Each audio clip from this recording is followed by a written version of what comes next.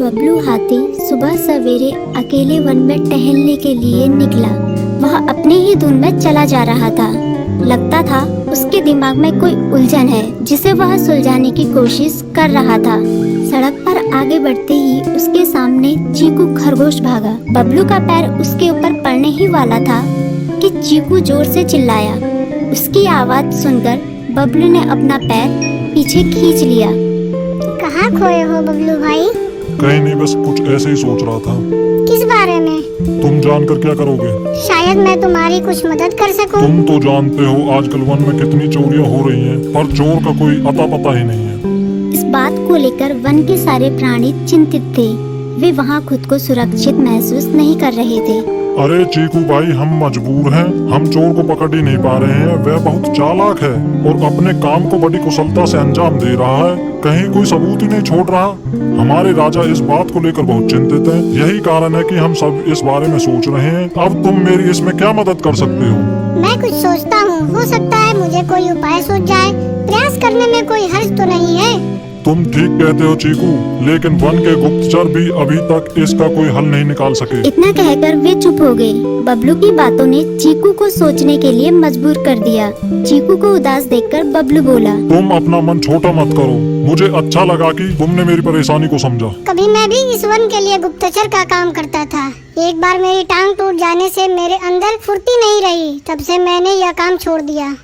चीकू, तुम चाहो तो यह काम दोबारा कर सकते हो। वन के प्राणी ज्यादातर दिन में भोजन की तलाश करते हैं, वे रात को आराम करते हैं। तुम दिन रात दोनों में ही भोजन की तलाश में निकल सकते हो। हो सकता है रात को तुम्हें कुछ ऐसी बातों का पता चल जाए जो हमारे काम की हो। हाँ बबलू, तुम ठीक कहते हो। मैं आज रात को वन में घूम कर इस बात का पता करने की कोशिश करता हूँ।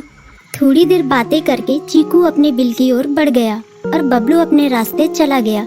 चीकू के दिमाग में अभी तक बबलू की कही बातें घूम रही थी। उसे समझ नहीं आ रहा था वह बबलू की मदद कैसे करे। दिन भर वह उसी उधेड़-बुन में लगा रहा।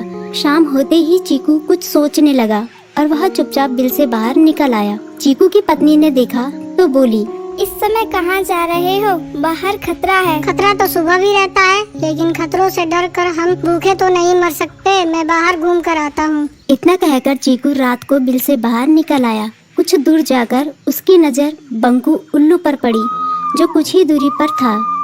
वह पेड़ की डाल पर बैठा अपनी गर्दन चारों तरफ घुमा रहा था। वह तेजी से पेड़ की एक डाल से दूसरी डाल पर उड़ रहा था। बंकू की नजर उस पर नहीं पड़ी थी। कुछ सोचकर चीकू पेड़ के पीछे से बाहर निकलकर थोड़ी खुली जगह पर आ गया और वहां से बंकू उल्लू को देखने लगा। बंकू ने चीकू को अंधेरे में भी देख लिया, पर उसने उसमें कोई उत्सुकता नहीं दिखाई और अपनी गर्दन चारों ओर घुमाता रहा। चीकू बड़ी देर तक बंकू की हरकतों पर नजर रखे रहा। वह थोड़ी देर तक खुले मैदान में खड़ा रहा, पर बंकू ने उसे देखकर भी अनदेखा कर दिया।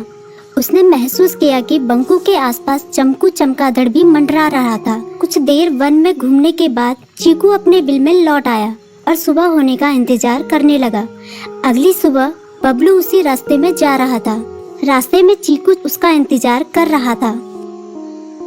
आज बड़ी जल्दी आ गए बबलू। हाँ, आजकल मुझे चिंता की वजह से नींद नहीं आती। कोई नई खबर है क्या? यकीन से तो मैं नहीं कह सकता, पर मैं तुम्हें ऐसे प्राणी का नाम बता सकता हूँ जो शायद चोरों की मदद कर रहा है। कौन है वो? बंकू उल्लू। इतना कहकर चीकू ने रात की घटना उसे ज्यों की त्यों सुना दी। इसे सुनकर बबलू का माथा ठनका। बबलू की आंखें चौंधिया गई। तुम ठीक कह रहे हो। मुझे आज रात बंकू और चमकू पर नजर रखनी होगी। इतना कहकर वे दोनों अपने अपने रास्ते चले गए। बबलू रात को अपने साथियों के साथ बंकू पर नजर गड़ाए रहा। उसकी संदिग्ध गतिविधियों को देखकर बबलू ने उसे उसके साथियों चंकी और संकी लोमड़ के साथ पकड़ लिया। बबलू ने सख्ती से पूछताछ करनी शुरू कर दी। तुम इस समय बंकू चमकू के साथ क्या कर रहे हो? हम चारों दोस्त हैं, इसलिए साथ बैठकर बातें कर रहे हैं। चमगादड़ और उल्लू की दोस्ती तो समझ में आती है, पर लोमड़ के साथ दोस्ती कैसे हो सकती है? सख्ती से पूछने पर दोनों ने अपना जुर्म कबूल कर लिया और सभी चोरियों के बारे में बताया जो उन्होंने कुछ दिन पहले वन में की थी। बबलू ने उनके चोरी का सारा सामान भी बरामद कर लिया। बंकू और चमकू को अभी तक समझ में नहीं आ रहा था कि वो इतनी आसानी से कैसे पकड़ में आ गई।